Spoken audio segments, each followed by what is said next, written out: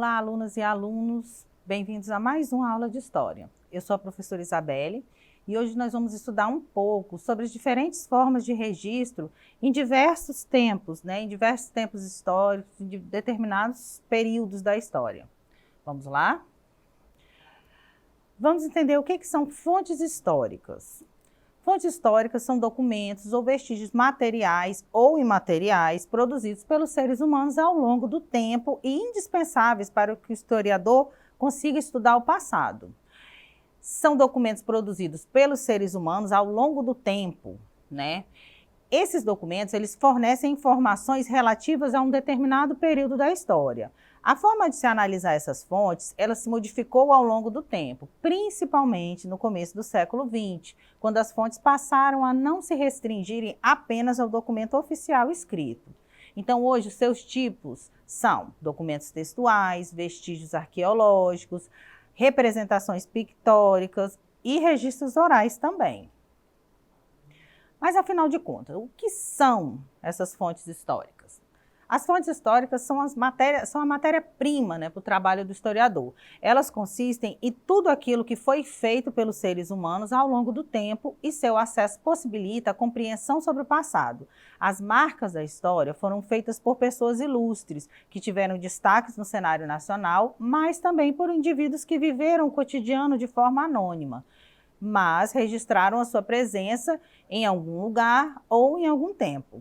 Essa ampliação dos tipos e dos acessos às fontes começou no século passado, Até o século XIX, o uso das fontes era extremamente restrito aos oficiais, às fontes oficiais e às fontes escritas.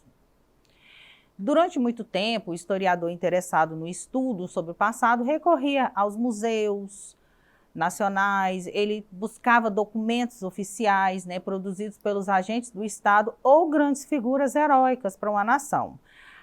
A fonte escrita, ela se sobrepunha a todos os outros tipos de fontes. Registros de viagens, crônicas, ofícios, se tornaram objetos de estudo dos historiadores para produzirem uma análise sobre o passado baseado na ciência e no rigor da pesquisa. O cientificismo, tão característico em meados do século XIX, colaborou nessa busca por uma ciência histórica que estudasse rigorosamente, as fontes. E isso passa a mudar, a partir da década de 1920, quando historiadores franceses fundaram a Escola de Análise, que tinha como objetivo renovar o estudo sobre o passado, não mais limitado aos documentos escritos, mas sim considerando outros tipos de produção de tempos antigos, que poderiam colaborar na compreensão da história.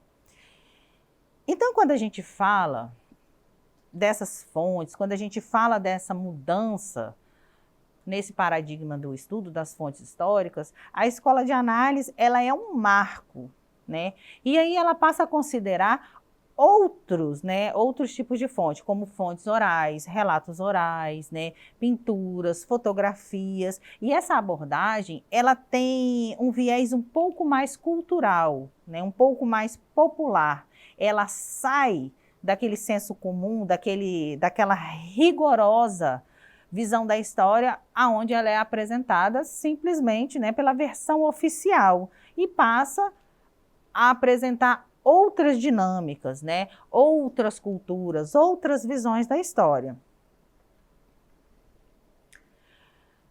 Vamos entender alguns exemplos de fontes históricas, Uma fonte que tem sido muito utilizada por historiadores são documentos pessoais. Isso é, cartas, diários e outros registros que não vieram a público, mas que guardam informações sobre o passado.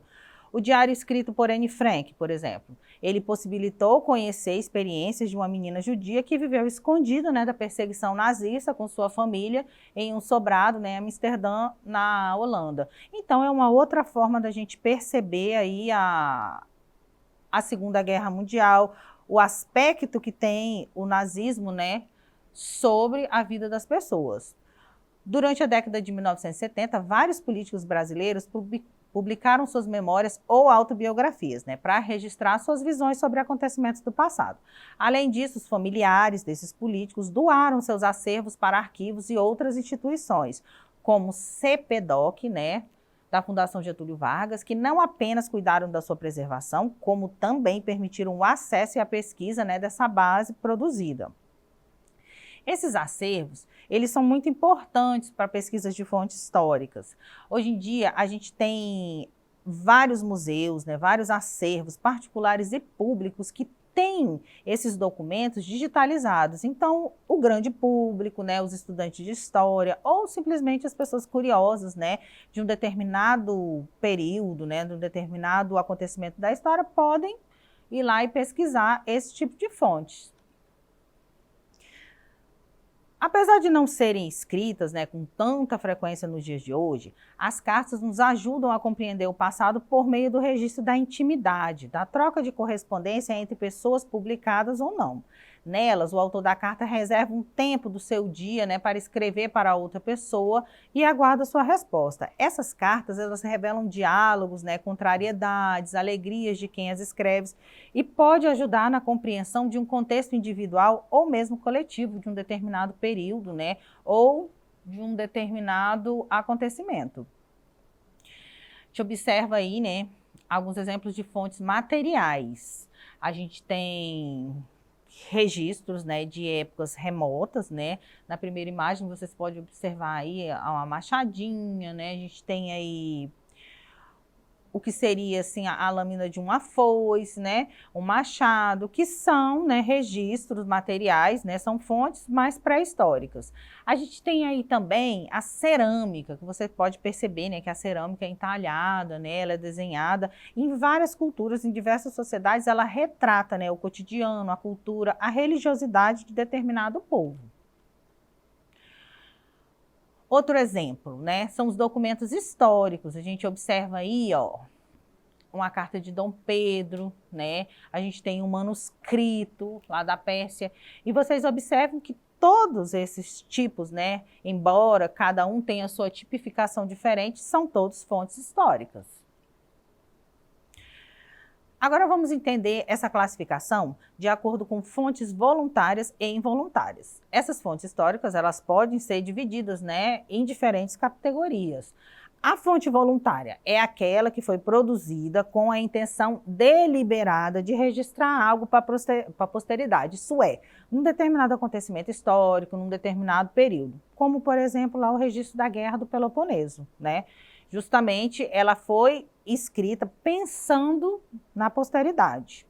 A gente tem também um outro tipo de fonte que seria a involuntária, que é aquela que tem importância no trabalho do investigador, né, do historiador, do arqueólogo, mas ele é um vestígio que ele não foi produzido pensando na posteridade, né? A gente pode pensar nessas fontes involuntárias como as múmias, por exemplo, né? Os rituais fúnebres, né, lá dos egípcios, por exemplo, são fontes, né, que ficaram para a posteridade, mas não foram produzidas com esse objetivo. A utilização dessas fontes históricas, né, ela requer, né, um uso, um método do historiador, né? Ele precisa saber consultar essa fonte, saber de onde vem a importância, precisa haver um método científico para que essa fonte não se perca, para que você saiba ler esse documento ou esse instrumento, para que ela possa passar a informação que realmente ela se propõe como uma fonte. É importante perceber que é preciso, né, analisar as fontes, né, como Mark Bloch diz, né, o grande historiador Mark Bloch, a gente precisa se debruçar, né, sobre essas fontes, sempre levando em consideração, né, a competência, né, outras técnicas, né, o ofício do historiador sempre usando o método científico.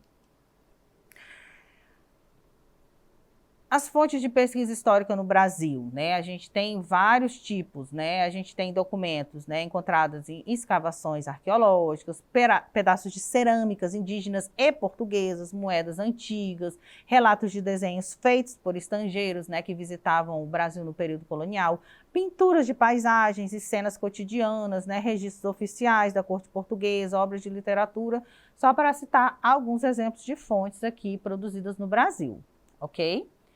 Então, quando a gente fala dessas fontes, vocês percebem que é uma gama muito importante de materiais, né? O Brasil tem um vasto, né, acervo de fontes a serem produzidas, né? Durante a colônia a gente tem vários, né, nosso período colonial, vários viajantes, né, vários pintores que visitaram o nosso país e que retrataram bem, né, nosso cotidiano, como por exemplo o Debré. Então, na aula de hoje, né, nós vimos, né, aprendemos um pouco mais sobre as diversas fontes históricas, né, seus diversos tipos.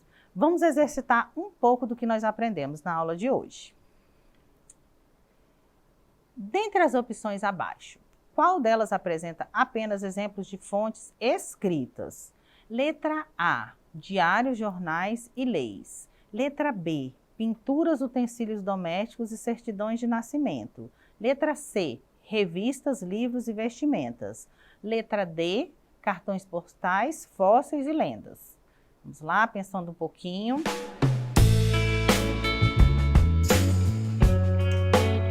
A resposta correta, né, é a letra A, diários, jornais e leis, né? São exemplos apenas de fontes escritas.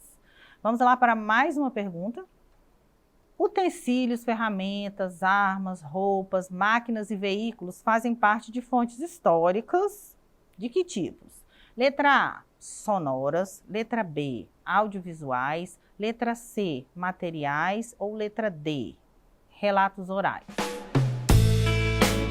Lá pensando um pouquinho, recapitulando aí nossa aula. A resposta certa é a letra C, são fontes materiais, né? São instrumentos que ficaram ali como registros. Então, alunas e alunos, na aula de hoje, espero que vocês tenham gostado de conhecer esses diversos tipos de fontes. Eles estão disponíveis, né, em vários arquivos, disponíveis nos livros de história, disponíveis hoje na internet, que é muito abrangente, né? A gente pode consultar, né, fontes lá do Egito, da antiga Pérsia, do Brasil colonial, do Brasil império, todos ao nosso dispor, né, com o avanço da tecnologia. Por hoje é só. Até a próxima aula. Tchau, tchau.